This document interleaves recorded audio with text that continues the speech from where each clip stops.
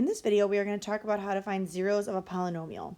So if we had the factored form, such as this one up here, we would set each of our factors equal to 0 and solve.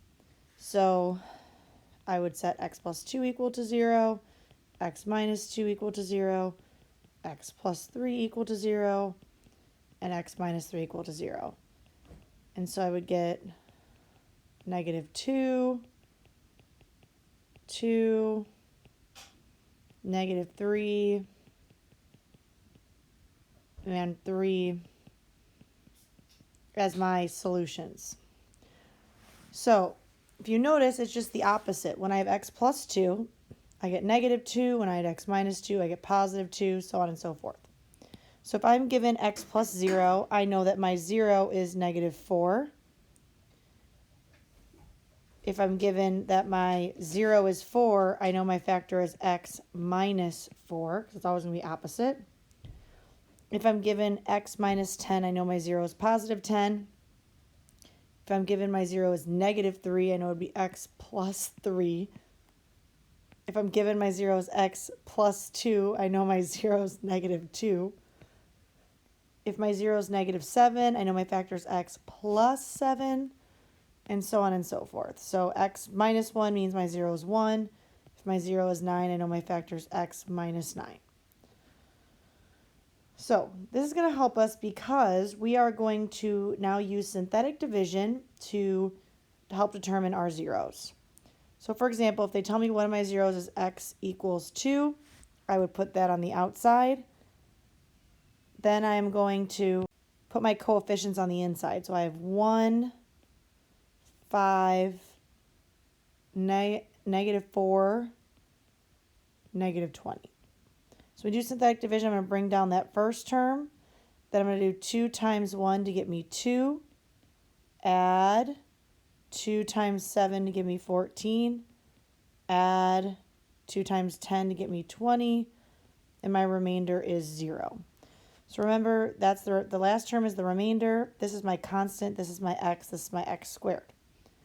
So as of right now, my remainder is x squared, or what I get when I divide, is x squared plus 7x plus 10. I got that from here. So this will actually factor one more time, because I can find two numbers that multiply to 10 but add to 7, and that would be 2 and 5. So I'd have x plus 2, x plus 5.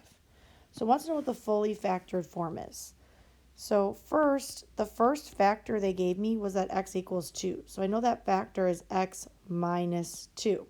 So that's actually going to be my first factor that I'm going to write down. Then I'm going to take these other two factors that I got from my trinomial. I'm going to write those down. So my fully factored form would be x minus 2, x plus 2, x plus 5. So what are my zeros? My zeros would be the opposite. So if I have x minus 2, one of my zeros is 2. If I have x plus 2, my other zero is negative 2. If I have x plus 5, my other zero is negative 5. At the bottom here, there's a little reminder about synthetic division, how we do it. So first we determine our x value. So in this case, they gave us that x was 2. Set up using the coefficients, drop down the leading coefficient, multiply, place, add to drop, repeat, answer in standard form. It's a little reminder. If you need it, you can refer back to that. All right, let's try another example. So now they're telling me my 0 is 2. So again, my 0 is 2, meaning my factor is x minus 2. So I could even write that down here already, that I know one of my factors is x minus 2. But I'm going to do synthetic division, so I'm going to put the 2 on the outside, and then my coefficients on the inside. So 1, negative 2, 4, negative 8. So bring down the 1. 1 times 2 is 2. Add negative 2 plus 2 is 0. 2 times 0 is 0. 4 plus 0 is 4. 2 times 4 is 8. So a remainder of 0. So again, this is my constant, this is my x, and this is my x squared. So I want to think about, I would write this like x squared plus 0x plus 4. So I want to think about if there's anything that multiplies to 4 but adds to 0. And the answer is no. So I'm going to rewrite this as x squared plus 4. So now this is going to be my other factor. But to find my zeros, I'm going to want to set x squared plus 4 equal to 0. So I would minus 4. I would get x squared equals negative 4. Take the square root, and when I take the square root of negative 4, I'm going to get plus or minus 2i. So my zeros are 2 and plus or minus 2i. All right, let's try one more of these. So now they're telling me, given this polynomial, now I have a factor of x plus 1. So again, that means x equals negative 1. So my negative 1 is going to go on the outside. My coefficients are going to go on the inside. So 1, 1, negative 10, negative 10. So bring down the 1. 1 times negative 1 is negative 1. Add negative 1 times 0 is 0. Add negative 10. Negative 1 times negative 10 is positive 10. So I get a remainder of 0. So again, they already told me one of my factors at the beginning. So x plus 1. Constant x, x squared.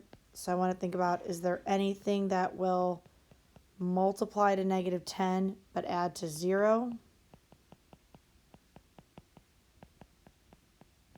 And the answer is nope. So we're just going to have x squared minus 10 as my other factor.